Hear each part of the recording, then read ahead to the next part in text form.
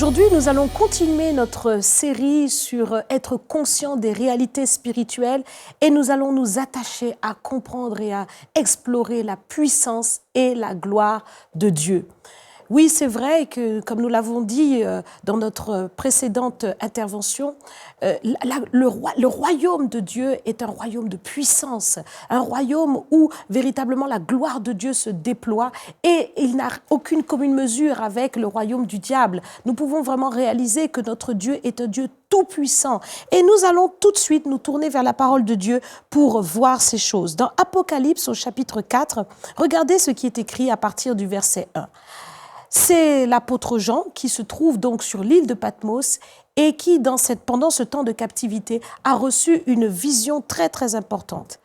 Après cela, je regardais et voici, une porte était ouverte dans le ciel. La première voix que j'avais entendue, comme le son d'une trompette qui me parlait, dit « Monte ici et je te ferai voir ce qui doit arriver dans la suite ». Aussitôt, je fus ravi en esprit et voici, il y avait un trône dans le ciel et sur ce trône, quelqu'un était assis. Celui qui était assis avait l'aspect d'une pierre de jaspe et de sardoine, et le trône était environné d'un arc-en-ciel semblable à de l'émeraude. Autour du trône, je vis 24 trônes, et sur ces trônes, 24 vieillards assis, revêtus de vêtements blancs, et sur leurs têtes des couronnes d'or. Du trône sortent des éclairs, des voix, des tonnerres. Devant le trône brûlent 7 lampes ardentes qui sont les 7 esprits de Dieu. Il y a encore devant le trône comme une mer de verre semblable à du cristal. Au milieu du trône et autour du trône, il y a 4 êtres vivants remplis d'yeux devant et derrière. Le premier être vivant est semblable à un lion. Le second être vivant est semblable à un veau. Le troisième être vivant à la face d'un homme et le quatrième être vivant est semblable à un aigle qui vole. Les 4 êtres vivants ont chacun 6 ailes. Ils sont remplis d'yeux tout autour et au-dedans. Ils ne cessent de dire jour et nuit, Saint, Saint, Saint est le Seigneur Dieu, le Tout-Puissant, qui était, qui est et qui vient. Quand les êtres vivants rendent gloire et honneur et action de grâce à celui qui est assis sur le trône, à celui qui vit au siècle des siècles, les 24 vieillards se prosternent devant celui qui est assis sur le trône et ils adorent celui qui vit au siècle des siècles et ils jettent leur couronne devant le trône en disant « Tu es digne ». Notre Seigneur et notre Dieu, de recevoir la gloire et l'honneur et la puissance, car tu as créé toutes choses et c'est par ta volonté qu'elles existent et qu'elles ont été créées. Nous voyons ici le lieu de la gloire de Dieu, là où Dieu demeure, là où Dieu répand son règne. Dieu est dans le ciel. Il nous est dit qu'il est dans le ciel et il fait tout ce qu'il veut parce qu'il est le créateur de toutes choses. Et nous voyons au travers de ce passage l'expression de son autorité, de sa force et de sa toute-puissance. Le Seigneur est le point de mire de tout ce qui se passe dans le ciel de sa gloire. Il est véritablement le centre de tout, de toutes les attentions, de toute sa création. Nous voyons dans ce passage qu'il y a différents êtres.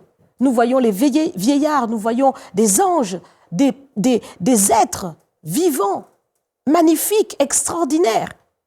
Et nous voyons que tous se prosternent, tous crient et s'écrient « Gloire ». Ils crient « Gloire à Dieu ». Ils élèvent la grandeur de ce Dieu merveilleux qui est sur le trône. Et nous voyons l'expression de la puissance de Dieu avec les éclairs, avec toutes sortes de tonnerres, des voix, des éclats. Nous voyons au travers de tout cela que Dieu est dans son règne, il est puissant, il est fort, il est glorieux. Ce sont des choses que Jean a vues, dont il a rendu témoignage, et ce sont des choses qu'il a essayé de transcrire avec les mots humains, mais nous réalisons bien que même les paroles sont assez limitées pour décrire une telle grandeur, une telle splendeur. Lorsque nous regardons à ce passage, nous comprenons effectivement que le camp et la gloire de Dieu n'ont aucune commune mesure avec le royaume de Satan. Notre Dieu est élevé, il est véritablement le Tout-Puissant, son trône est dans le ciel et sa puissance est illimitée. Toujours dans le livre d'Apocalypse, il nous est expliqué qu'il y a eu un grand combat dans le ciel. Pour pouvoir bien expliquer ces choses, je vais simplement faire une parenthèse pour dire qu'au départ, Lucifer avait été créé, un ange magnifique créé par Dieu pour organiser la louange du Seigneur. Et cet ange s'est rebellé.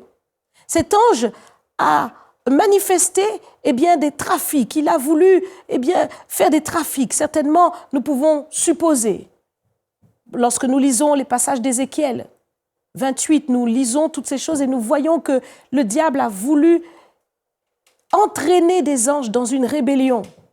Mais dans le ciel de gloire, tout est soumis à Dieu et il n'y a pas de place pour la rébellion.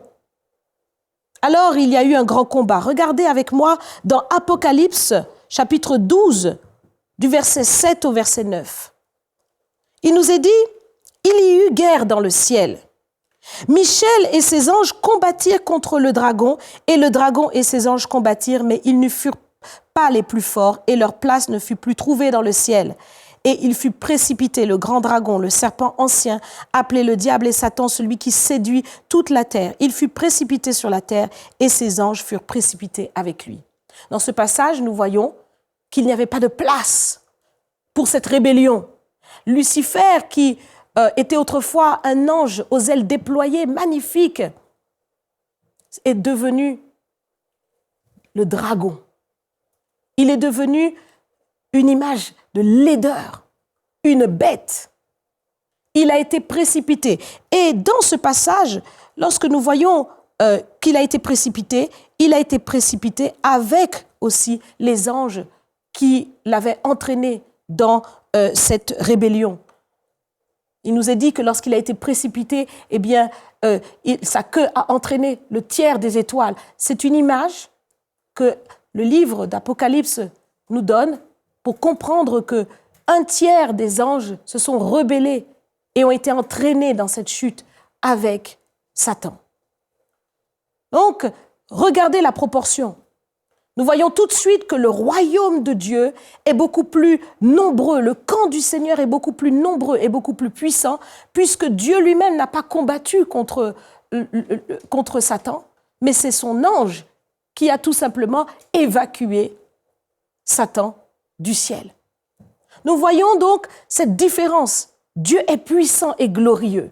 Nous ne devons pas être impressionnés par la force, par la puissance du diable, mais nous devons vraiment être impressionnés par la puissance de Dieu.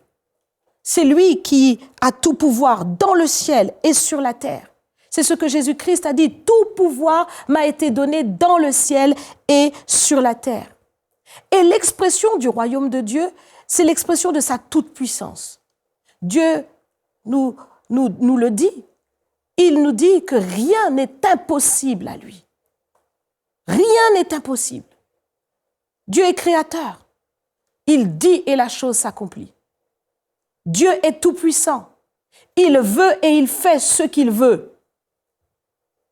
Et ce royaume-là, ce royaume de sa toute-puissance, ce royaume du tout est possible, pour toi qui appartiens au Seigneur, pour toi qui es enfant de Dieu, c'est ton royaume. C'est exactement là que tu peux puiser cette force. Quand le Seigneur dit « tout est possible à celui qui croit », il veut te dire que ce royaume t'est accessible. Et cette toute puissance de Dieu vient dans ta vie pour accomplir des choses à ton échelle pour la gloire de Dieu.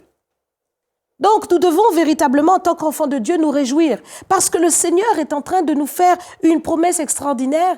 Il nous dit que là où il y a le péché, la grâce a surabondé. Ça veut dire que là où il y a le péché, le Seigneur nous donne son salut, il nous donne sa grâce si nous nous repentons de tout notre cœur.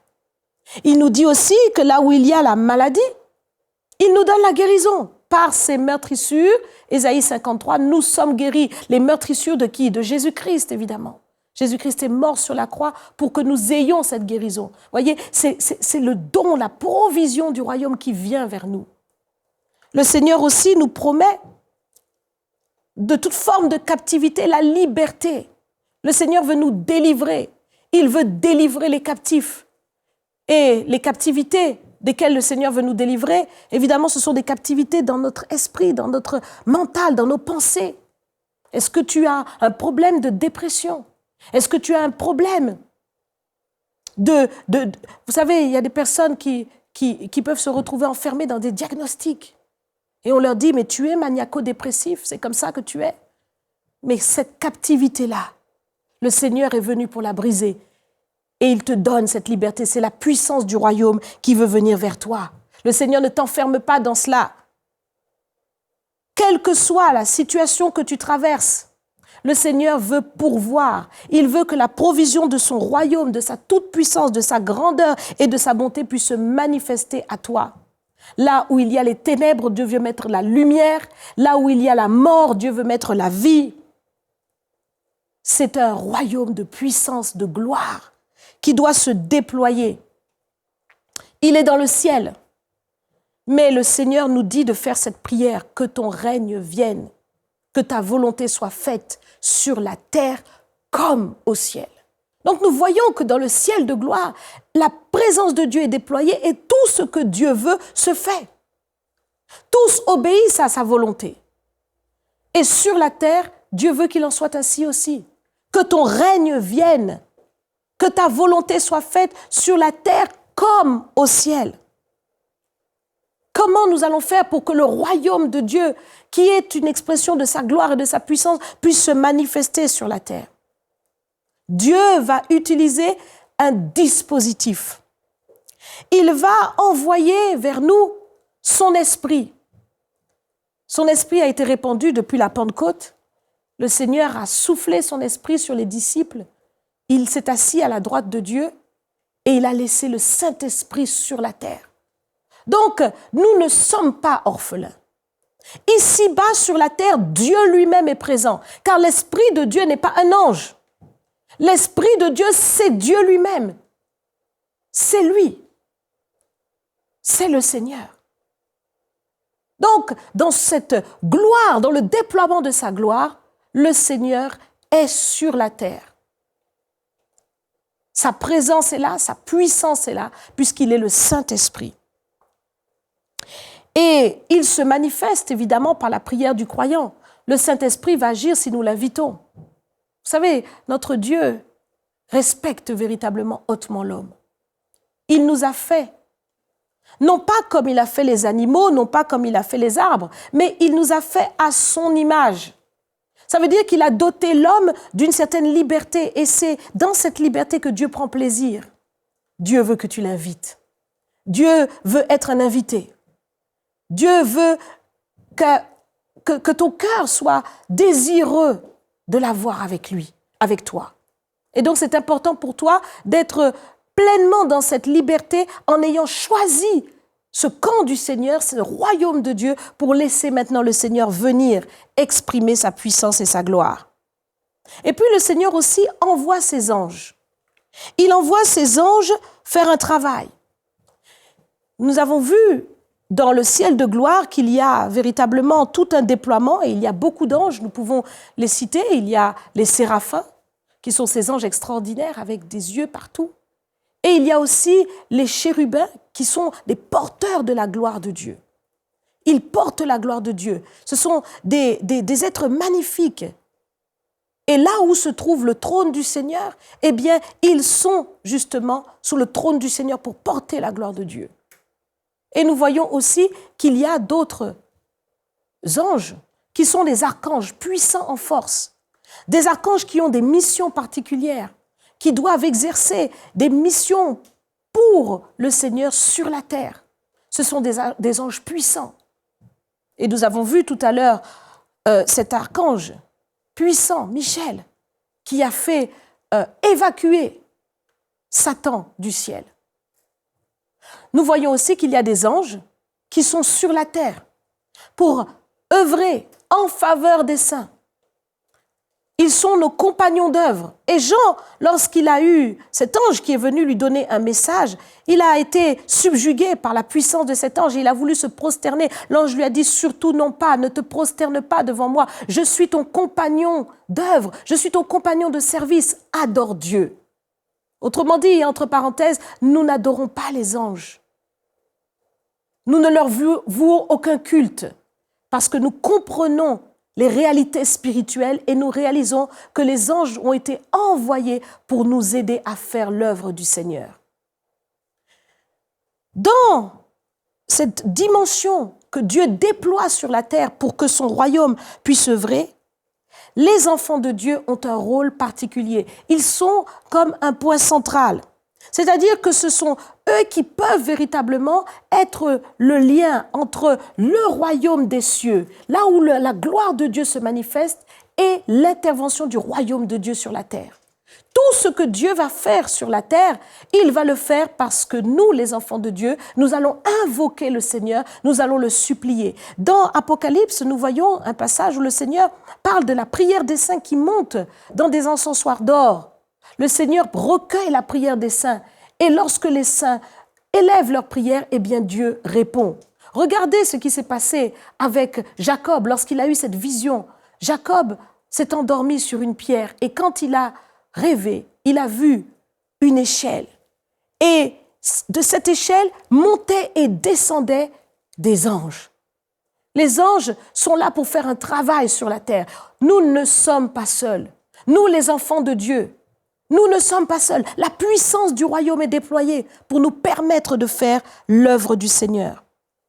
Et Dieu aussi travaille avec son esprit. Nous avons parlé du Saint-Esprit tout à l'heure qui est sur la terre, sa puissance qui est disponible. Et Dieu travaille aussi avec les dons du Saint-Esprit. C'est-à-dire que le Saint-Esprit va nous doter, il va nous donner des capacités, des facultés pour pouvoir entrer dans cette dimension spirituelle et transférer ces choses spirituelles dans notre vie terrestre. Vous connaissez 1 Corinthiens au chapitre 12. Vous aurez certainement l'occasion de le lire à la maison, mais il y a divers dons. Des dons de puissance, des dons de révélation, des dons d'inspiration. Tous ces dons sont à la disposition de l'Église afin qu'elle puisse être efficace à servir le Seigneur. C'est le dispositif du royaume. Et Jésus est venu pour que ce royaume soit disponible. Il dit clairement, ne crains point petit troupeau, ne crains point petit troupeau, car le Père a trouvé bon de te donner le royaume. Ah oui, nous devons le réaliser. Nous pouvons sentir parfois combien nous sommes faibles. Face aux situations, face aux réalités qui nous entourent, nous pouvons sentir que nous sommes faibles. Mais en réalité, selon les réalités spirituelles, eh bien le Seigneur veut te faire savoir que le royaume est à ta disposition. Donc tu n'es pas sans recours. Ce déploiement de puissance est disponible. Jésus a le pouvoir et il nous donne ce pouvoir.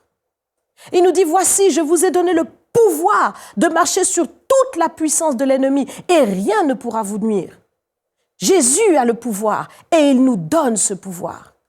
Il dit aussi qu'il est le vivant, qu'il était mort. Et voici, je suis vivant au siècle des siècles, je tiens les clés de la mort et du séjour des morts. Dans Apocalypse chapitre 1 au verset 18. Il détient les clés. Il a le pouvoir de vie et de mort. Et nous lui appartenons. Et il est la résurrection et la vie.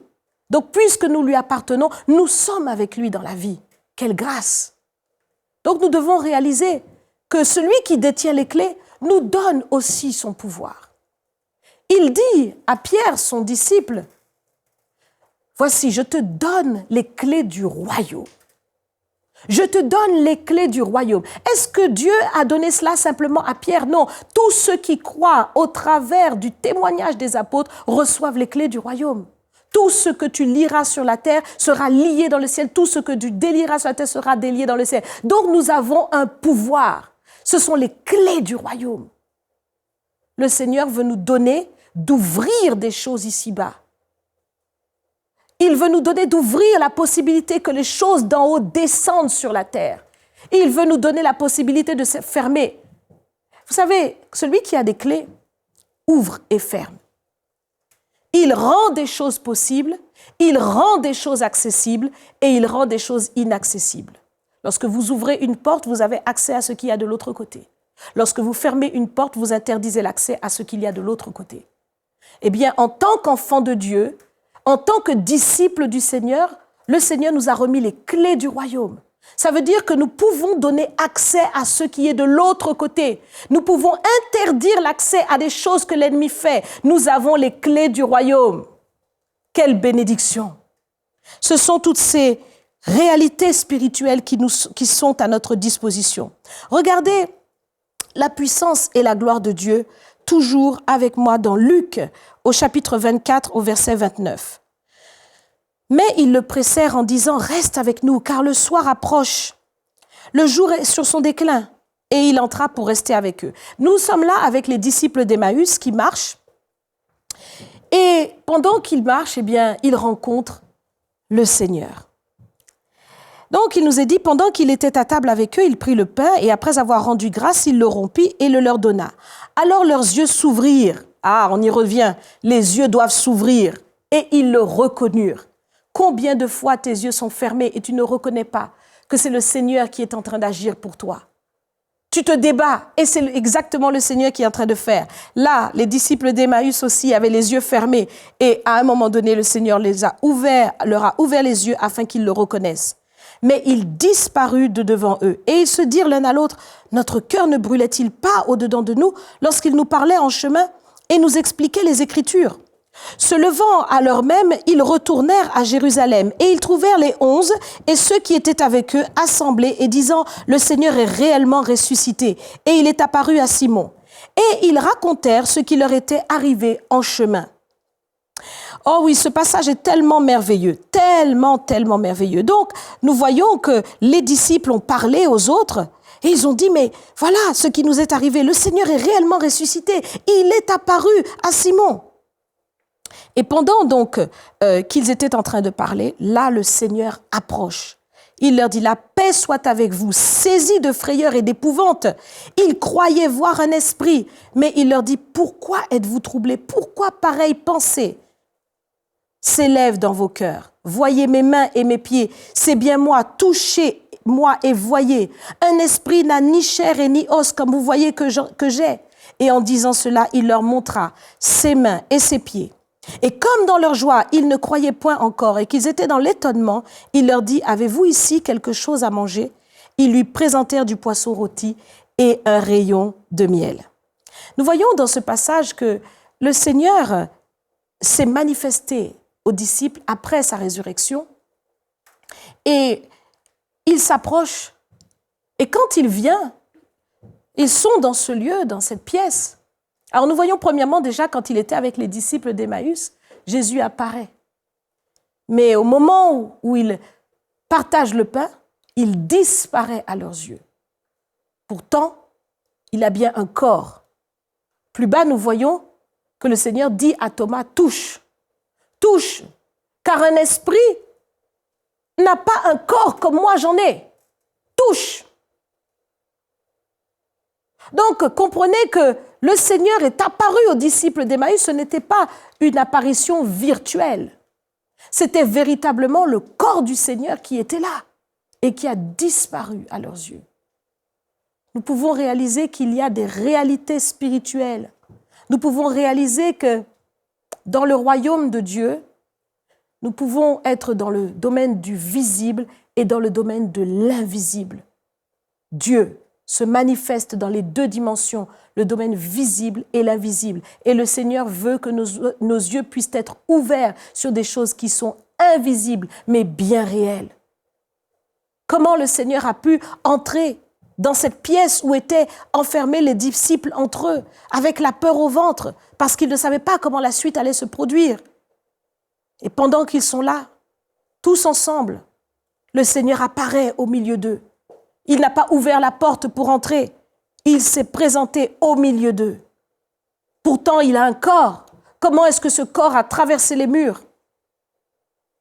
Nous devons réaliser que cette dimension spirituelle est puissante, que Dieu a une puissance qui dépasse notre entendement et que cette puissance qui dépasse notre entendement est à notre disposition. C'est exactement par cette même puissance que l'Esprit de Dieu va traverser un corps pour aller pulvériser une grosseur, pulvériser un cancer.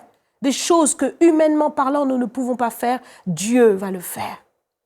Nous devons véritablement comprendre que cette puissance est à notre disposition. La puissance du royaume. Le royaume vient avec puissance. C'est une puissance. Vous recevrez une puissance.